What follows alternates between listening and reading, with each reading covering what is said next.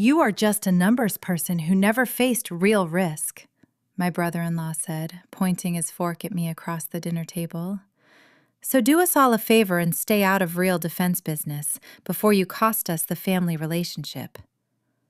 He smiled, expecting me to shrink back and fold. He had no idea that I had already spent the morning tracking his fake invoices through a Department of Defense database. To understand how that arrogant dinner toast ended with him facing a congressional oversight subcommittee, I have to go back to the beginning. My name is Sarah. I am 35 years old, and before I carried a government badge, I wore the uniform of the United States Army. I spent 8 years on active duty as a logistics officer.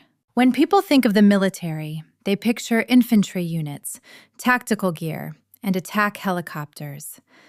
But an army really runs on spreadsheets, diesel fuel, and heavy wooden pallets of spare parts.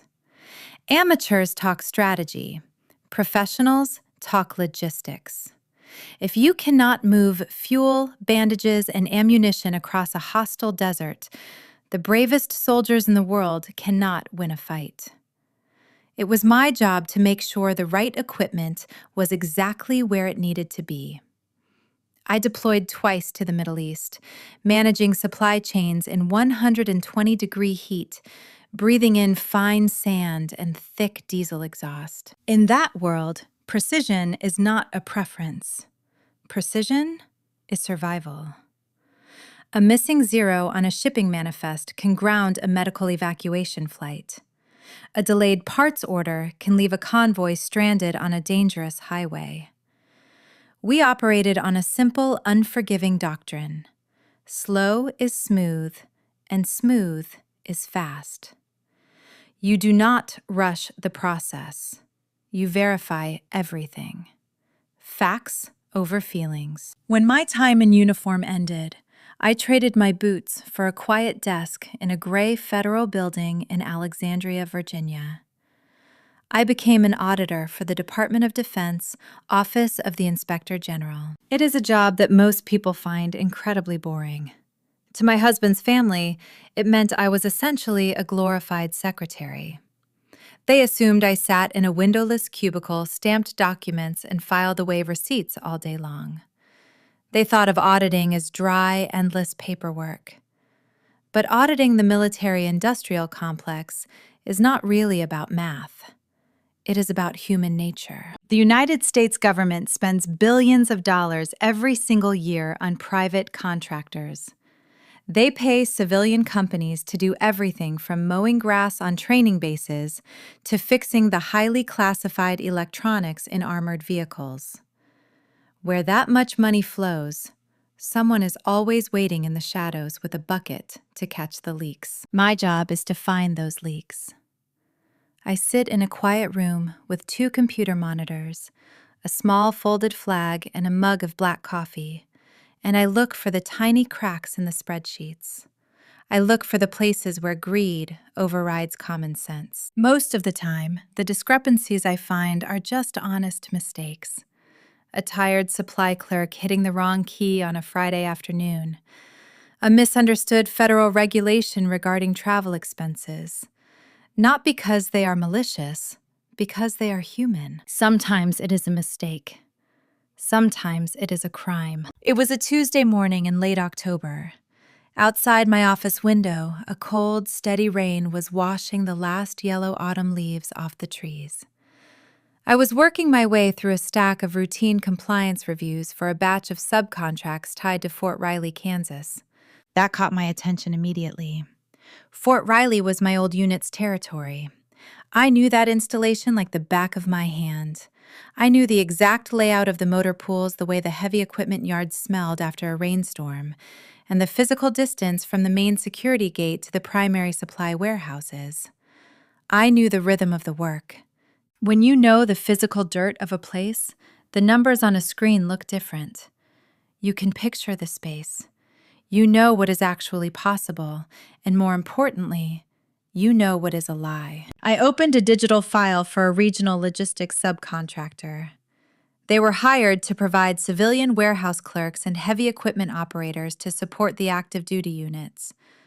The military frequently uses civilian mechanics and supply personnel to supplement the soldiers during heavy operational periods. The government pays a high premium for these rapid response contractors to ensure readiness. I started running the basic cross-checks: build hours versus authorized budgets, parts ordered versus parts installed. At first glance, the overall budget was safely under the maximum limit. It looked like a perfectly clean file, but perfection is usually the first sign of a lie. I pulled up the detailed daily labor logs for the past 6 months. When people steal from the federal government, they usually try to hide in the middle of the pack. They inflate a few hours here and there. But I noticed a strange rhythm in this particular spreadsheet. The subcontractor was billing the government for exactly 35 personnel. According to the itemized invoices, every single one of those 35 people was working exactly 40 hours a week. Every week. For 24 straight weeks. I leaned nearer to my monitor. The rain tapped against the glass. In a heavy equipment warehouse employing 36 people, someone always gets sick. Someone gets a flat tire on the highway. Someone has a family emergency and leaves a shift 3 hours early. Human beings are messy. They leave irregular footprints in the data. These footprints were flawless. They looked less like a timesheet and more like a metronome. There was 0 sick leave, 0 overtime, 0 missed shifts. No one had taken a single vacation day since April, not even on federal holidays. The math simply did not make sense. I took a slow sip of my coffee. According to this ledger, the government was paying this company over $200,000 a month in pure labor costs. The money was clearing every single Friday, disappearing into a private corporate account. I dug into the warehouse completion reports from the military side of the base. The active duty soldiers were indeed receiving their parts and maintaining their vehicles. The mission readiness scores were high, but the physical inventory moving through that specific warehouse did not require 35 extra civilian contractors. The soldiers were doing the heavy lifting themselves. This private company was just skimming the top, inventing labor hours for work that was never requested and never performed. In auditing, we have a saying: overconfident people always get careless. Whoever was submitting these invoices assumed the massive federal bureaucracy would hide their greed. They assumed no one at the Department of Defense would ever look closely at a minor logistics subcontract. They thought a person sitting behind a desk would just stamp the file approved and move on to the next one. They assumed wrong. I did not get angry. Anger makes you sloppy. I just quietly followed the numbers. Facts over feelings. Before I formally requested the federal gate access logs to prove my theory, I wanted to know exactly who was running this incredibly arrogant operation. I exited the billing software and opened the Federal Corporate Registry database. Every private contractor doing business with the United States government is required by law to register their corporate structure and list their principal officers. I typed the vendor identification code into the search bar. I fully expected to see the name of an anonymous holding company, or maybe a retired defense executive living in a mansion out in the suburbs, someone completely removed from the reality of the military work. The document loaded on my screen. It was a standard corporate registration form from the State Commerce Department. I scrolled past the legal jargon and the tax identification numbers. I looked at the registered physical address. It was a newly built residential home in a wealthy suburb of Atlanta, Georgia. I stopped breathing for a second. Silence. I knew that address. I had mailed a heavy package of Christmas gifts to that exact address last December. A cold, heavy focus settled into my chest. I scrolled down to the bottom section of the page, the part listing the registered officers of the corporation. The chief executive officer, signing the fraudulent invoices and stealing hundreds of thousands of dollars from the United States military. The name on the glowing screen was Marcus. Marcus was my husband's older brother. The name on the screen did not make me gasp. It just made my quiet office feel very cold. I sat back in my chair. I took my hands off the keyboard. Marcus, my husband's older brother. For as long as I had known him, Marcus was a man who took up all the oxygen in a room. He was loud. He was intensely charismatic. He was always chasing the next massive payout. Over the years, he had bounced from commercial real estate to a technology startup to importing fitness equipment. None of it ever lasted. But 2 years ago, he had announced at Thanksgiving that he was pivoting to the defense sector. He talked endlessly about government contracts, logistics, and patriotism. Suddenly, his lifestyle exploded. He bought a sprawling new house in a wealthy suburb of Atlanta. He bought his wife a brand new luxury sport utility vehicle. He wore custom-tailored suits. His mother, my mother-in-law, absolutely adored him. She bragged to her friends at our country club about her brilliant, successful eldest son, who was single-handedly supporting the United States military. By contrast, they viewed my husband, a high school history teacher, as sweet but lacking ambition. And they viewed me, an Army veteran turned federal auditor, as basically a glorified secretary. Because I wore plain clothes and worked in a quiet gray building, Marcus assumed I had zero power and zero standing. I stared at the screen. The math was right there. $200,000 a month billed to the Department of Defense for ghost labor, flowing directly into a corporate account controlled by my brother-in-law. I shut the file. I logged out of the terminal. I packed my briefcase and drove home in the rain. I did not say a word to my husband that night. When a federal audit touches a family member, the situation becomes incredibly dangerous. If I warned my husband, he would confront his brother. If Marcus knew he was being watched, he would panic. He would destroy the digital trail, move the stolen money into offshore accounts, and burn the shell company to the ground. I would compromise an active investigation, and I would risk my own clearance and freedom. I needed to look him in the eye first. I needed to know if this was a catastrophic accounting error, or if he was truly arrogant enough to build his entire new life on stolen federal funds. That Friday, my husband and I flew down to Atlanta. It was my mother-in-law's 65th birthday, and Marcus was hosting a lavish weekend dinner at his massive new estate. When our rental car pulled into his winding driveway, the new wealth was blinding. The house had wide brick porches, a perfectly manicured lawn, and a massive 3-car garage. The air smelled like expensive catering and roasting beef. Marcus met us on the back patio. He was holding a heavy crystal glass of dark amber whiskey. He clapped my husband on the shoulder, giving him a loud, theatrical hug. Then he turned to me. He smiled his usual, condescending smirk. "Sarah," he said smoothly, "glad you could get away from your little cubicle. I was worried the Pentagon might collapse if you stopped filing their receipts for a weekend." "The Pentagon will be fine, Marcus," I said softly, keeping my face perfectly neutral. "It is good to see you." The evening moved into his massive, formal dining room. The table was covered in rich food, expensive wine, and heavy silver. Laughter echoed off the high ceilings.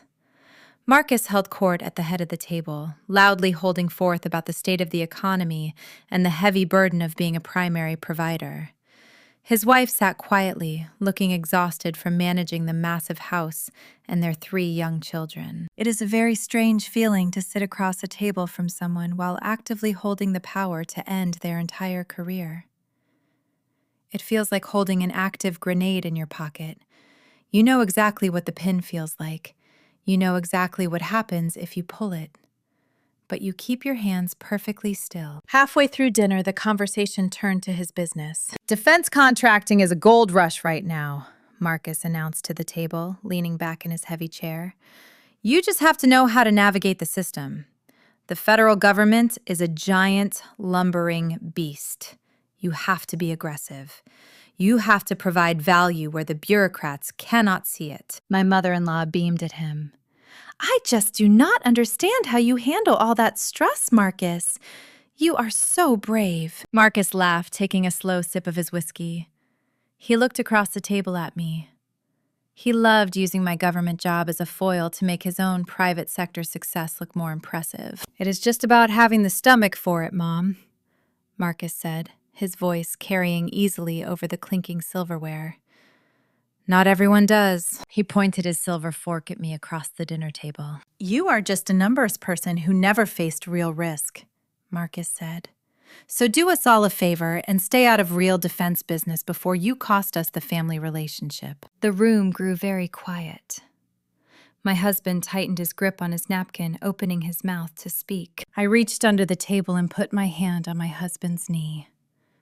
I gave it a firm squeeze, a silent command. Stand down. Marcus smiled a wide, predatory grin. He expected me to shrink back and fold. He wanted me to argue, to raise my voice, to look defensive and emotional in front of the entire family. He wanted to make my work look small, so his newly bought lifestyle would look massive by comparison. He was looking right at me, daring me to justify my career. He did not know that I had spent my entire Tuesday morning tracking his fake invoices through a Department of Defense database. He did not know that a numbers person is exactly who you should fear the most. Because numbers do not care about your expensive suits.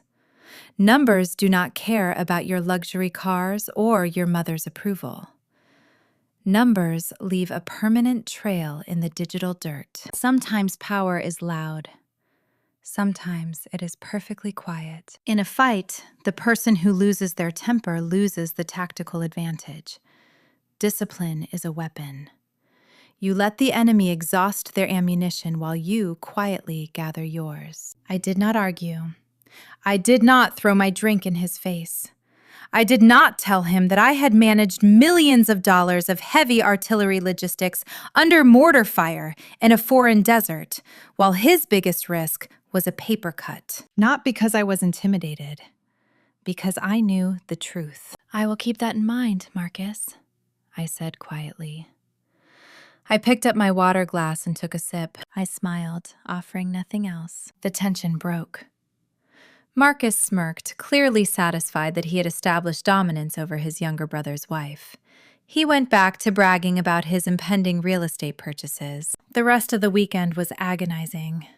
I had to smile for family photos. I had to sit on the back patio and listen to my mother-in-law praise Marcus's business acumen. I had to watch him spoil his nieces, knowing exactly where the money to buy those expensive toys came from. The hardest part was knowing the blast radius. When this audit finished, Marcus would not be the only one caught in the fire. My husband's family would be devastated. My sister-in-law would face an unimaginable financial crisis. I asked myself the hardest question of the weekend. Could I just let it go? I could quietly bury the digital file. I could flag it as a clerical error and save my husband's family from absolute ruin. But if I ignored the fraud, I would be committing a federal crime. I would lose my clearance, my career, and my freedom. I would betray everything the uniform had meant to me. More importantly, I would be protecting a man who was actively stealing funds meant to supply the soldiers I used to command. My loyalty to the truth had to be stronger than my loyalty to an arrogant thief. We flew back to Virginia on Sunday evening. The plane ride was quiet. The moment the wheels touched the runway, the civilian weekend was over. I was back on duty. I walked into the gray federal building at 7 in the morning on Monday. The hallways were completely empty. The quiet hum of the fluorescent lights buzzed overhead. I sat down at my desk, booted up my computer, and bypassed the standard accounting software entirely. I opened a secure military communications channel. If I was going to pull this man down, I needed ironclad proof. I needed data that no lawyer and no politician could ever dismiss. The fake spreadsheets were a red flag, but they were not a smoking gun. A clever attorney could argue the billing software had simply glitched, or blame a low-level data entry clerk for the inflated hours. I needed physical proof of the lie. I drafted a formal interagency request to the United States Army Military Police Command out in Kansas. I cited the specific federal oversight statute governing my active audit. I typed out the authorization codes requesting the classified raw security gate access logs for Fort Riley for the past 2 years. Every single time a civilian identification badge was scanned against an electronic reader to enter the secure military installation, the system logged the exact second, the location, and the digital photograph of the person holding the badge. I attached the specific names of all 35 warehouse contractors Marcus was claiming on his labor invoices. I hit send. I leaned back in my chair, listening to the rain hit the window.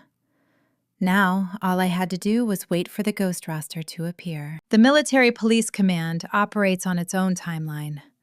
For 3 agonizing days, my formal request for the physical security logs sat in a digital queue somewhere in Kansas. During those 3 days, life at home continued exactly as normal.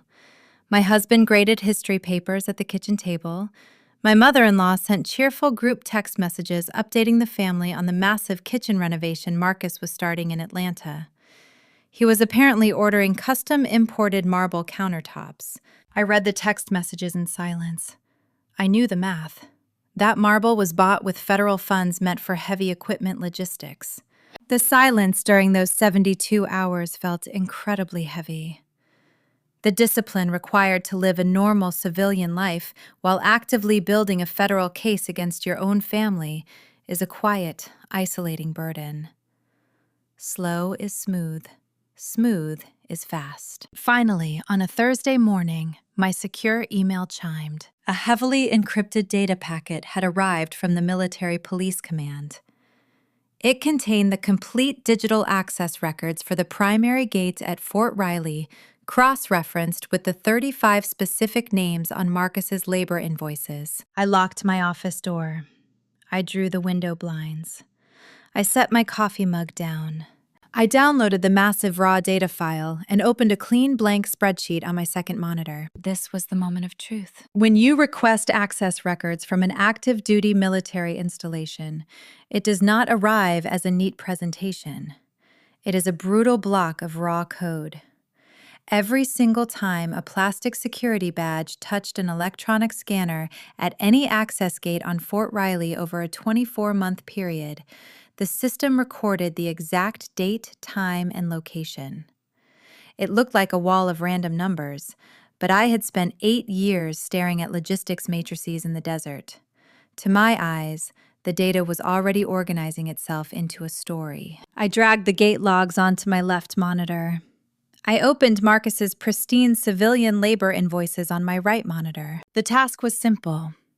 I had the names and the assigned employee badge numbers of the 35 civilian contractors Marcus claimed were working 40 hours a week in the heavy equipment warehouse. If his invoices were honest, I should see those 35 badges swiping through the main security gate every morning at 6 o'clock and swiping out every afternoon at 3 o'clock. I ran a search query for the first name on his list. 0 results found. I tried the second name. 0 results found. I paused, thinking I might have made a syntax error in the query. I cleared the search bar and ran a batch search for all 35 badge numbers simultaneously. The screen blinked, processing the massive data set. The query finished. 7. Only 7 of the 35 badges had ever scanned into the military base. I sat back in my chair staring at the screen. The silence in my office felt absolute. 28 of the names on that invoice were ghosts. Marcus had not just padded a few extra hours onto legitimate workers. He had completely fabricated 28 human beings.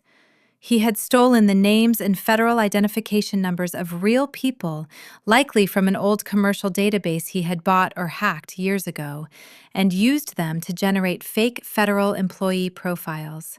He was billing the United States military for nearly $200,000 a month for a ghost platoon that had never once physically entered the base. I realized instantly how he was getting away with it on the ground. The active duty soldiers were so desperate for parts and support that they never questioned the exact headcount of the civilian mechanics. They just looked at the overall mission readiness score. As long as the trucks were being fixed and the supply pallets were moving, the base commanders assumed the contracted company was fulfilling its obligations. The 7 real contractors were likely working themselves to the bone, doing the job of 35 people. Marcus exploited that exact gap. He knew the federal payment system was entirely automated. When Marcus submitted a certified labor log claiming 35 workers, the automated system simply checked to see if the total amount was under the maximum authorized budget for that contract.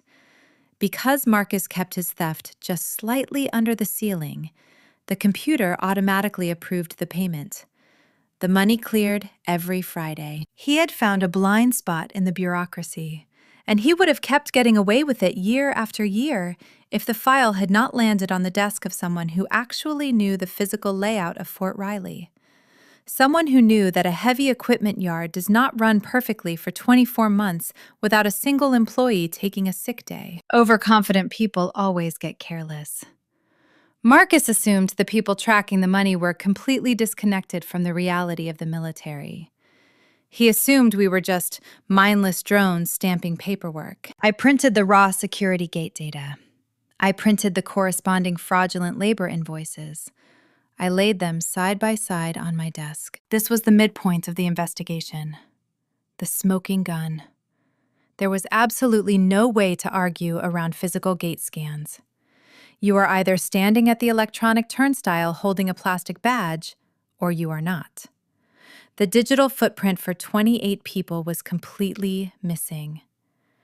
The ghost roster was an undeniable objective fact. I gathered the papers on my desk.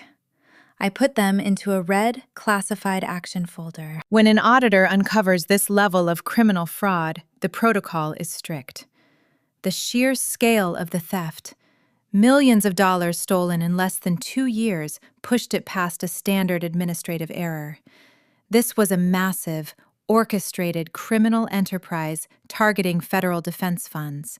I asked myself how Marcus would react when the government inevitably came knocking. He was a man obsessed with his own image and his newfound wealth. When federal agents froze his accounts, he would panic. He would hire expensive lawyers and try to blame a low-level clerk. He would try to trace the audit back to its source. Would he ever suspect his quiet sister-in-law, the one he dismissed as a glorified secretary, was the architect of his downfall? I could not let him find a single technicality to exploit. I had to build a steel box around his lie, sealing every possible exit. I made sure that no high-priced defense attorney could ever dismiss the findings as a glitch in the billing software. I opened a blank Inspector General Audit Summary Report. I began to type. I documented the exact discrepancy between the billed hours and the physical gate access logs. I attached the encrypted file from the military police. I explicitly named the Shell Corporation and its registered chief executive officer. I wrote the report with absolute clinical precision. I stripped out every single ounce of emotion. I used cold, undeniable facts. I did not mention that the primary suspect was my husband's brother. If I admitted the familial connection in the initial report, they might dismiss the findings as a personal vendetta. The data had to stand entirely on its own merit, completely stripped of any personal bias. I had to lock the evidence into the official chain of command before the blast radius reached my family. Not because it was easy, because it was right. I spent 6 hours drafting the narrative. I detailed every fake invoice, every mismatched hour, every ghost employee. By the time I reached the final page, it was 50 pages of flawless, verifiable evidence. A complete roadmap of a federal crime. I sat in the silence of my office. Outside, the sun had set, and the streetlights of Alexandria were reflecting off the wet pavement. I thought about my mother-in-law, who bragged endlessly to her country club friends about her brilliant eldest son. I thought about my husband, a high school history teacher who lived modestly and honestly, completely unaware that his brother was an absolute fraud. When this bomb went off, it was going to tear the family apart. My mother-in-law would never believe the truth. She would blame the government. She would blame everyone but Marcus. But I also thought about the young soldiers out in Kansas, freezing in the winter wind and sweating in the summer heat, working 14-hour shifts because their civilian support staff was deliberately understaffed. I thought about the integrity of the system I had sworn an oath to protect. If I buried this, I became an accomplice. You cannot save a burning building by ignoring the fire. If you were sitting at this desk looking at this evidence, would you protect your family's peace? Or would you protect the soldiers who are being exploited? Let me know what you would choose in the comments. I reviewed the final document one last time. I verified every date, every invoice number, and every calculation. I reached the bottom of the electronic form. I did exactly what I would do for any other stranger. I did not warn him. I did not try to save him. I typed my full name. I entered my federal identification code. I moved the mouse over the submit button. For 1 second, I heard Marcus's voice echoing in my head from that lavish dining room table. You are just a numbers person who never faced real risk. I clicked submit. The file vanished from my screen, routed securely upward to a federal oversight task force specializing in major defense contract fraud. The trap was set. Now the waiting game began. The machinery of federal justice doesn't operate on a Hollywood timeline. It doesn't look like sudden raids with flashing lights. It looks like slow, agonizing silence. It looks like a bureaucratic python slowly tightening its grip. Once I submitted the final audit report, the file was entirely out of my hands. It entered a classified investigative channel monitored by a joint federal oversight task force. I went back to my daily routine, reviewing standard compliance logs for other contractors. I drank my coffee. I went home to my husband. The winter holidays came and went quietly. January arrived, bringing snow to Virginia and cold rain to Atlanta. Then the squeeze began. It started exactly as I knew it would. The Department of Defense quietly flagged the Shell Corporation in their automated payment system. They didn't announce an investigation. They didn't send a threatening letter. They simply froze the weekly deposits. The $200,000 a month flowing into Marcus's corporate account vanished overnight. The first sign of panic reached me on a Sunday afternoon in late February. My husband's phone buzzed violently on the kitchen counter while he was washing dishes. He dried his hands, looked at the screen, and sighed. "It's Marcus," my husband said.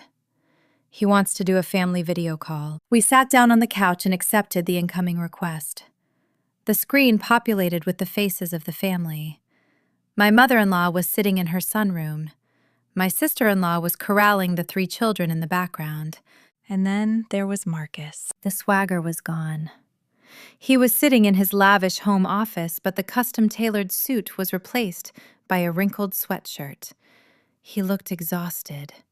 His face was pale, and he had dark circles under his eyes.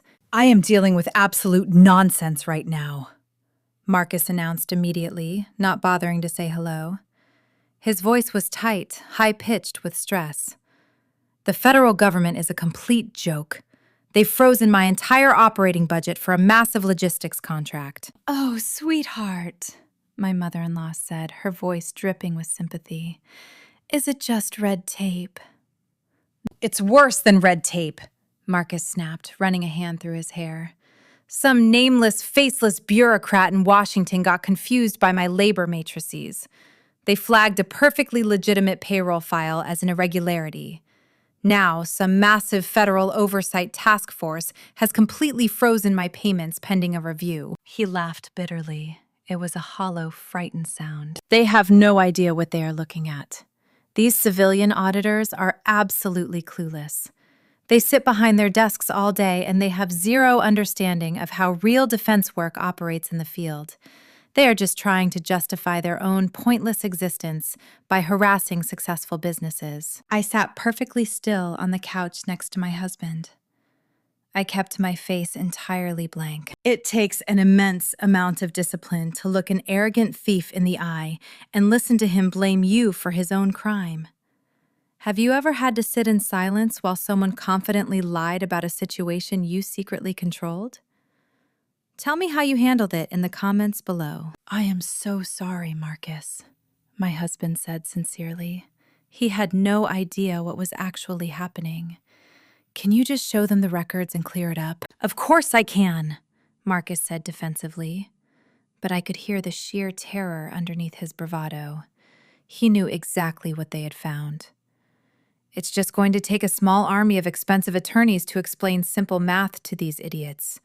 But it means the kitchen renovation is on hold.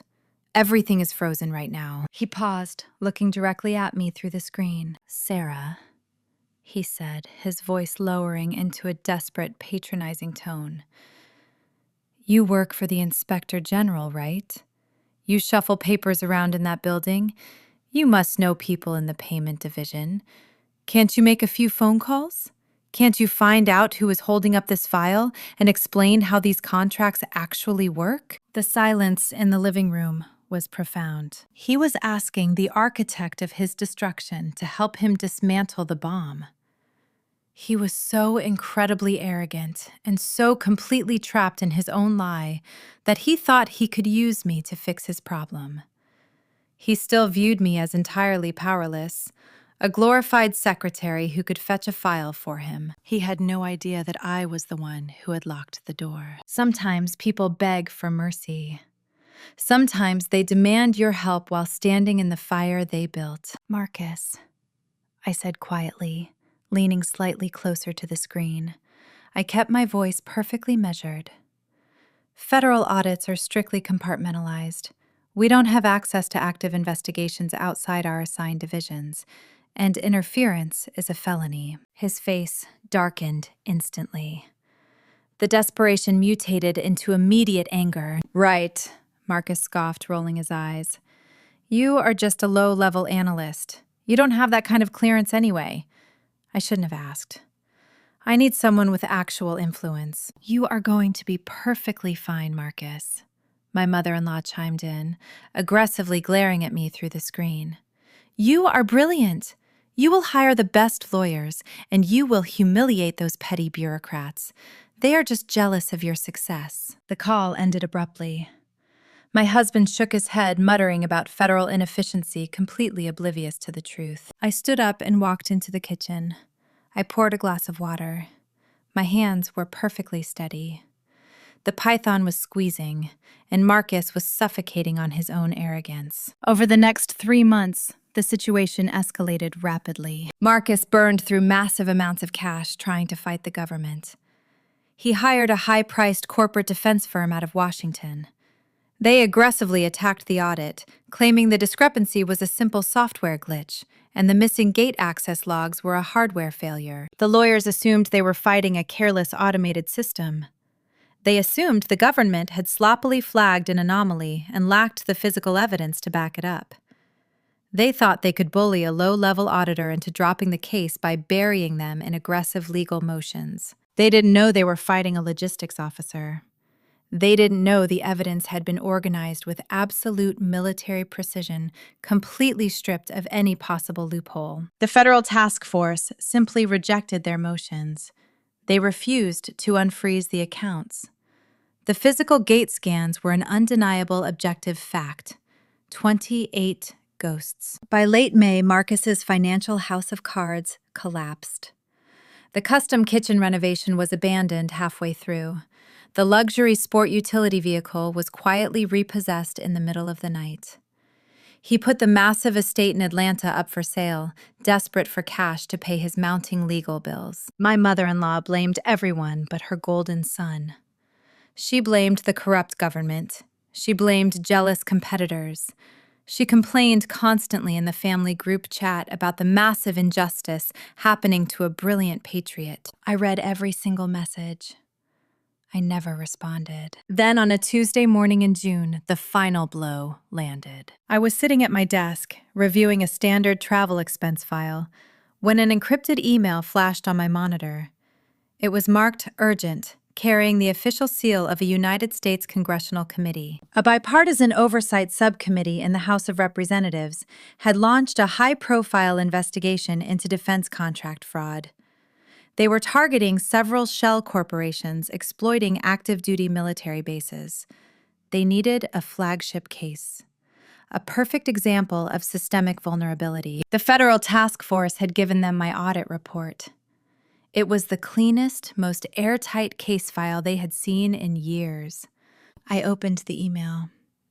It was a formal summons. The chairman of the Oversight Subcommittee was legally requiring me to travel to Washington, walk into a public hearing room, and formally testify under oath as the chief witness regarding my investigation into the ghost roster at Fort Riley. Right as I was reading the digital summons, my phone buzzed on the desk. It was a frantic message in the family group chat from my mother-in-law. "Everyone pray for Marcus," the text read.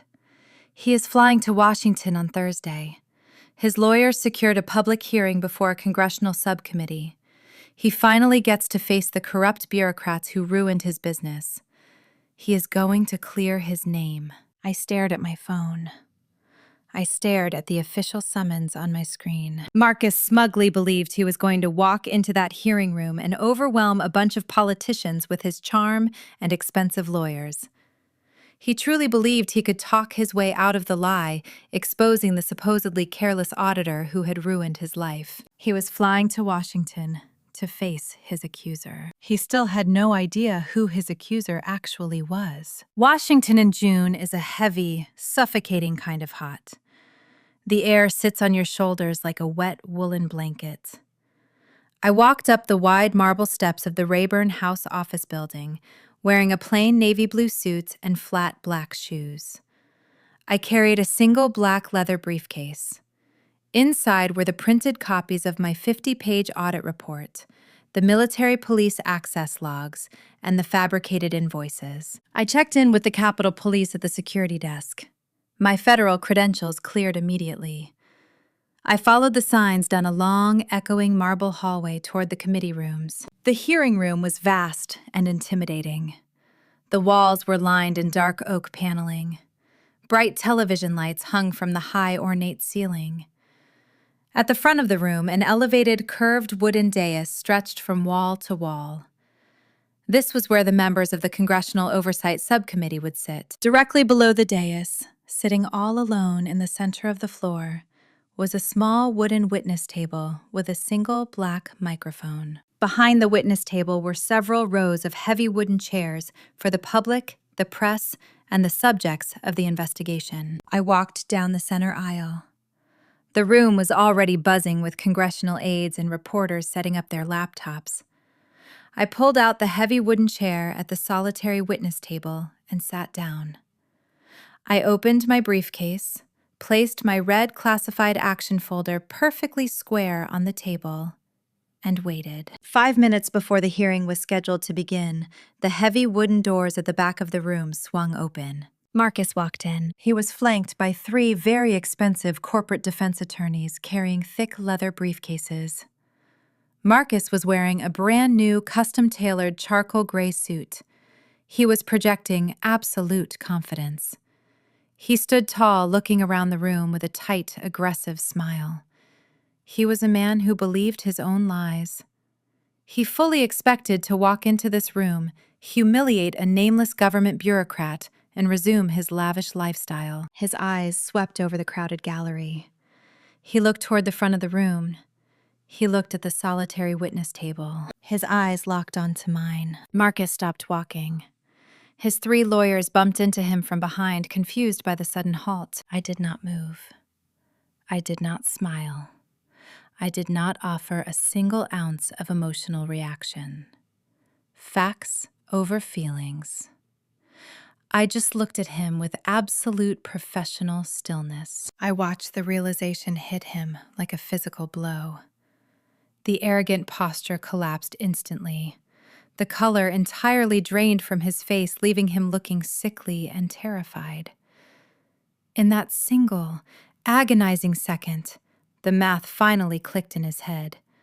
The frozen payments, my complete silence at the Sunday dinners, the sudden, airtight federal case against him. He finally realized exactly who he had been mocking. The woman he called a glorified secretary, the one he told to stay out of real defense business, was the exact person who had quietly engineered his complete destruction. The heavy wooden doors at the front of the room opened.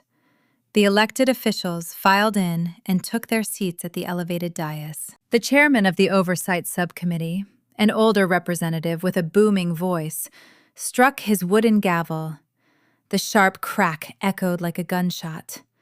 The room fell perfectly silent. Marcus stumbled into a chair in the gallery, his lawyers urgently whispering to him. He was completely unresponsive. He just kept staring in horror at the back of my head. "This hearing will come to order," the chairman announced, leaning into his microphone. "We are here today to examine massive systemic vulnerabilities in the Department of Defense subcontracting process. Specifically, the theft of federal funds through fabricated civilian labor matrices at military installations." The chairman looked down at his notes, then looked directly at me. "The chair recognizes the chief auditor on this investigation," the chairman said. "Ma'am, please state your professional background for the official congressional record." I leaned forward. I pressed the button on the base of my microphone. The red light clicked on. "I am an auditor for the Department of Defense Office of the Inspector General. Prior to this post, I served for 8 years on active duty as a logistics officer in the United States Army." "Thank you for your service," the chairman said gravely. He held up a thick copy of my report. "I have your final audit right here. It is one of the most thorough, damning pieces of investigative work this committee has seen in a decade. I want to read the core finding directly into the official public record." The chairman put his reading glasses on. He began to read aloud. He read the name of Marcus and his shell corporation. He read his full legal name as the registered chief executive officer. He read the exact dollar amount stolen from the federal government, $200,000 a month, over $3 million total. And then he read the final proof. According to the cross-referenced physical security gate access logs obtained by this auditor, the chairman's voice boomed through the quiet room. 28 of the 35 employees billed to the federal government by this corporation never once set foot on the military installation. They were completely fabricated. The chairman dropped the heavy folder back onto his desk. The loud slap echoed off the wooden walls. "You found the absolute truth," the chairman said quietly. "Your precision stopped a massive hemorrhage of federal funds. The military owes you a debt of gratitude." The television cameras flashed. The absolute destruction of Marcus and his entire life was now a permanent, public, undeniable fact. It was carved into the official congressional record. No expensive lawyer could ever undo it. I answered their questions for 2 hours. I spoke calmly and precisely. When I was finally dismissed, I packed my file back into my briefcase and walked up the center aisle. Marcus sat in his chair, completely broken. The illusion of his brilliance had completely shattered under the weight of his own criminal greed. He did not say a word to me as I walked past him and out into the hot summer sun. I did not push for a harsher outcome than the process called for. Marcus was formally indicted on multiple federal charges of defrauding the United States government. The massive house in Atlanta was seized by federal authorities to pay back the stolen funds. He is currently awaiting trial, facing years in federal prison. My mother-in-law stopped speaking to me entirely. She claims I betrayed the family, but I did not betray anyone. Marcus built a house out of paper and gasoline. I simply turned on the lights so everyone could see what it was. I chose peace and accountability over revenge. When the dust finally settled, my husband and I quietly stepped in to support his sister-in-law. We helped her find a small apartment. We helped cover the expenses for her 3 young children while she filed for divorce. We did not do it with stolen federal funds. We did it with quiet, honest work. Sometimes people mistake a quiet life for a weak one. They look at a desk, a folded flag, and a coffee mug, and they assume the person sitting there has never faced real risk. They assume you will fold under pressure. But true strength is not about being the loudest person in the room. It is not about bragging at a dinner table. True strength is having the power to end someone's lie and having the discipline to wait for the absolute right moment to tell the truth. Slow is smooth, and smooth is fast. Thank you for listening to my story. If you found value in this, please consider subscribing to the channel. We share new stories about truth, justice, and the consequences of underestimating the quiet professional every single week. Before you go, I want to ask you a question. When someone in your own family crosses a massive moral line, do you believe loyalty to blood is more important than loyalty to the truth? Let me know your perspective in the comments below, and I will see you in the next video.